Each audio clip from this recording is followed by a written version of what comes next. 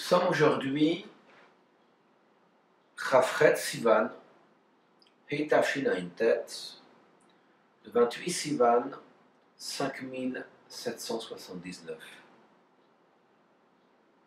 Chafret Sivan, le 28 Sivan de l'année Tafshin Aleph, de l'année 1941, Rabbi avec son épouse, la Rabbanit Chayamushka,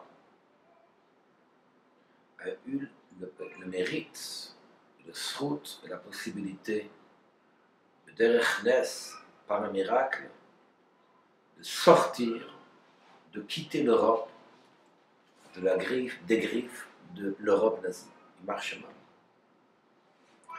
Ils sont arrivés aux États-Unis au mois de Sivan, le 28 Sivan de l'année 1941. Il y a maintenant de cela, nous sommes en 2019, il y a 78 ans en arrière. En ce jour-là, le Rabbi a appelé ce jour-là, le 28 Sivan, Matan Torah et Chatzi Kador Atarta. Le don de la Torah de la partie inférieure du monde. Jusqu'à maintenant, la Torah avait été donnée de Chatzi Kador, la partie supérieure du monde, l'Orient. L'Occident, en l'occurrence les États-Unis, n'avaient pas encore été irrigués Torah Mitzvot. Et c'est ce jour-là qui a vu aussi la naissance, le développement, l'extension de manière tout à fait particulière et miraculeuse et prodigieuse d'une Torah qui n'était pas respectée spécialement à cette époque aux États-Unis et qui peut voir ici une dimension tout à fait remarquable dans son développement. Nous allons, mes chers amis, aujourd'hui, en ce 28 Sivan, nous pencher sur ces lignes de conduite que le Rabbi a données durant toutes ces années, et en particulier sur un point qui est essentiel et fondamental, dont il faudra, je pense, s'imprégner en ce jour de 28 Sivan, réfléchir et mettre en application, Aishtadlut betovat hazulat, c'est-à-dire l'intérêt et les efforts qu'il faut fournir pour réaliser un acte de bonté envers son prochain. Chacun va dire, mais ça c'est une mitzvah, inscrit dans la Torah.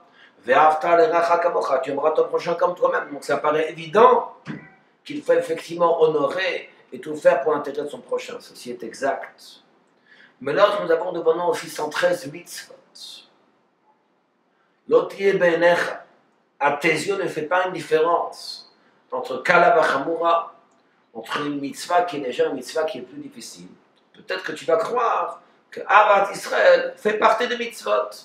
Comme tu mets les tefillin, n'est-ce pas? Comme tu manges du matzah à Pessah, comme tu prends le lave à Sukkot, tu vas aussi aimer ton prochain. Mais dire qu'il y a un effort particulier sur Tovat Azulat, mettre l'accent sur les bienfaits qu'on peut faire en son prochain, l'Avdafka, peut-être qu'il faut ici mettre, il fallait même sur le nefesh, il faut être prêt à donner sa vie pour placer le mezouza, pour manger un morceau de kasher, pour faire un sheakol, pour manger matzah à Pessah, mais pas forcément pour faire un acte de bonté à son prochain. L'un des sujets principaux essentiels dans la ligne de conduite du rabbi précédent, est-ce que le rabbi a continué à ishtadlut l'intérêt que nous portons à notre prochain. Le programme que le rabbi avait était de faire bien sûr un acte de bonté, un acte de chesed de bonté envers chaque juif, spirituellement et matériellement. Peut-être va-t-on croire que lorsqu'on va apporter à un juif ce qui lui manque, on va d'abord faire drisha bachakira.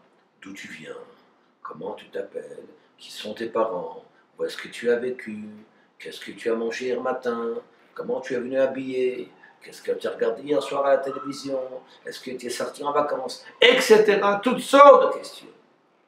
Tu vas d'abord faire ce qu'on appelle drisha bachakira ou chnit. Tu vas d'abord faire une enquête spirituelle. Ma ben Adam, qu'est-ce que l'homme? Non, ce n'est pas ça. La première aide que l'on va fournir à une personne, savoir où en est-il spirituellement. Le chol et roche, tout d'abord, fais-lui une tova gashmit. Fais-lui une bonté purement matérielle. Faire en sorte que le manque qu'il a, s'il n'a pas assez mangé ou des vêtements, peu importe, mais tu vas lui apporter déjà ce manque, et ce n'est qu'après que le rabbi s'efforçait de pouvoir l'influencer également spirituellement. Et les efforts que le rabbi fournissait pour chaque juif, matériellement et spirituellement, étaient Ad-Kedem et Sirut Nefesh, jusqu'à être prêt de donner sa vie pour autrui. Et quand on dit Messirut Nefesh, donner sa vie, c'est même donner sa volonté pour l'intérêt d'autrui. À quoi cela ressemble-t-il? Imaginez un enfant qui, Dieu préserve le Aleinu, doit se faire amputer d'une jambe.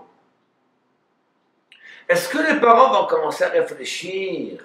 Doit-on peut-être reculer cette opération parce qu'ici certains élèves qui ne permettent pas, etc., ils vont commencer à faire ce qu'on appelle un shikul dat et réfléchir un temps soit peu, rien de tout ça. Ils vont faire tout ce qui est dans la possibilité totale et complète. Ad-Kedem et Sirut Nefesh. Même être prêt de donner sa vie pour que cet enfant, pour que leur enfant, eh bien, ne soit pas amputé. Si c'est le cas pour notre vie matérielle, c'est le cas également spirituellement. Et devant ici, dans Parashat Vayigash, apprendre un enseignement. Dans Parashat Vayigash, la Torah nous apprend l'effort qu'il faut fournir, ne serait-ce pour un enfant juif.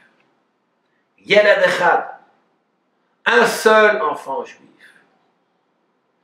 Alors que Yehuda était garant devant son père Yaakov, qui a Avdecha Ramadana, je suis garant de ne pas laisser Binyamin, le plus jeune fils, en Mitzrayim, en Égypte.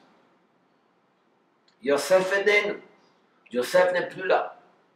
Yaakov dit, si je perds Binyamin, Vanyana Aniba, où vais-je aller? Qu'est-ce que Yosef dit? Non. Binyamin va rester avec moi, et vous repartez, vous êtes venus. Vayigash elav Yehuda, Yehuda s'approche.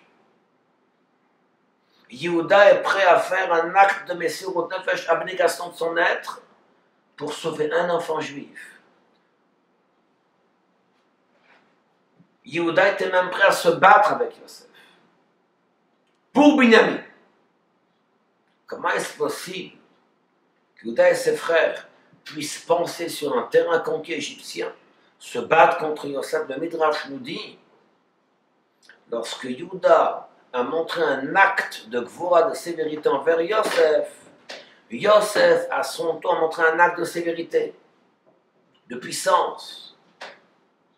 Le Midrash nous dit, Oumiyad, et immédiatement, Tama Yehuda. Yehuda s'est étonné, Ve'amar, il a dit, Zegibor Mimeini. Yosef est plus fort que moi. Yosef et ses fils étaient plus forts physiquement que Yehuda avec ses frères. Et pourtant, Yehuda ne va pas hésiter dans un instant à déployer toutes ses forces, même ses forces physiques, de faire une guerre. Dans quel but? Pour en libérer une personne, Binyamin. Comment se fait-il que Yehuda est prêt à faire une guerre pareille? Parce que Yehuda a pris la responsabilité auprès de Yaakov de tout faire pour son frère Binyamin, Ad-Kedem et Sirut Nefesh, même s'il serait prêt à donner sa vie, mais de ne pas laisser Binyamin. Et ça, en réalité, c'est lorsque nous parlons d'un seul enfant juif, pour qui nous portons toute la responsabilité. Il faut bien sûr apprendre un enseignement. Quel hora'a, quel enseignement peut-on tirer de Vayigash elav Yehuda? Yehuda est venu s'être approché de Yosef, était prêt à se battre, Milchama, à faire la guerre pour libérer Binyamin. Qu'est-ce que Yehuda représente?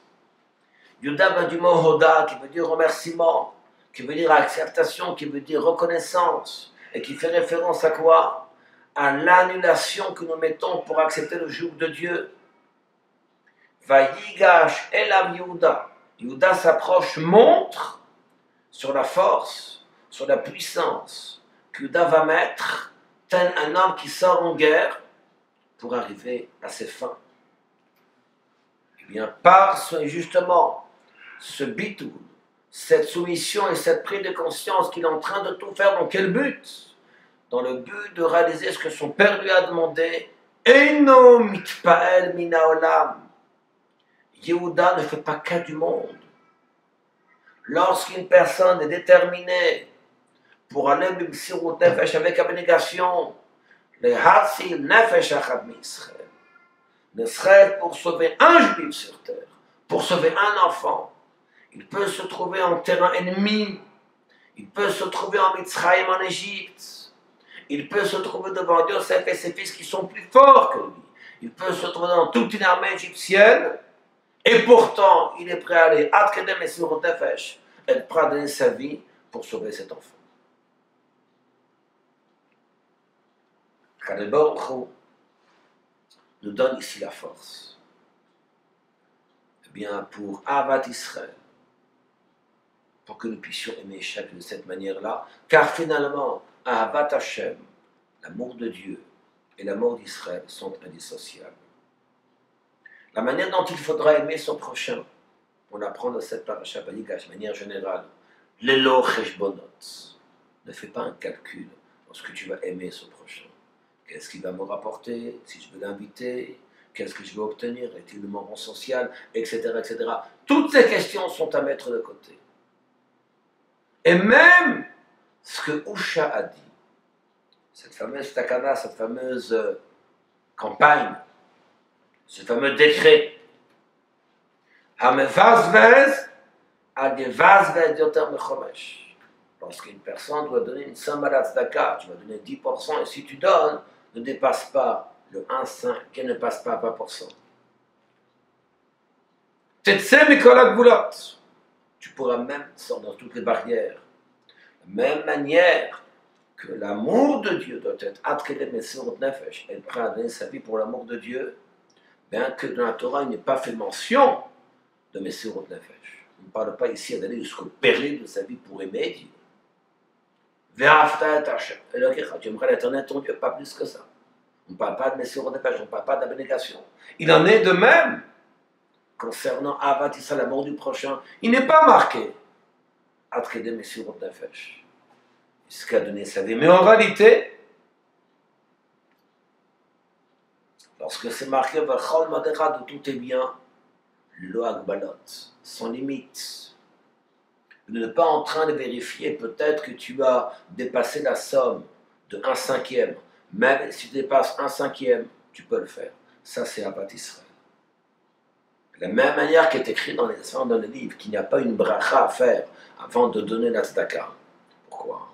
Parce que peut-être que s'il fallait faire une bracha, toi d'abord tu veux partir au mikvé, et peut-être que le mikvé il est fermé, et peut-être que tu n'as pas le signe pour faire la bracha, et entre-temps le pauvre est devant toi, il te réclame.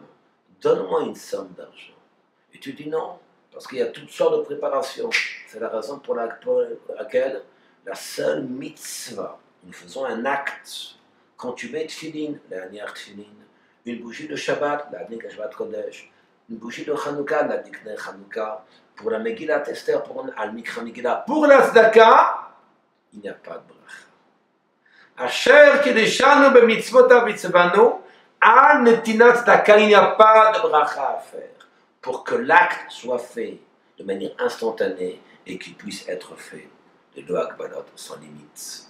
Alors prenons exemple de ce jour du 28 Sivan, où le Rabbi a donné sa vie sans limite pour l'intérêt du clan d'Israël.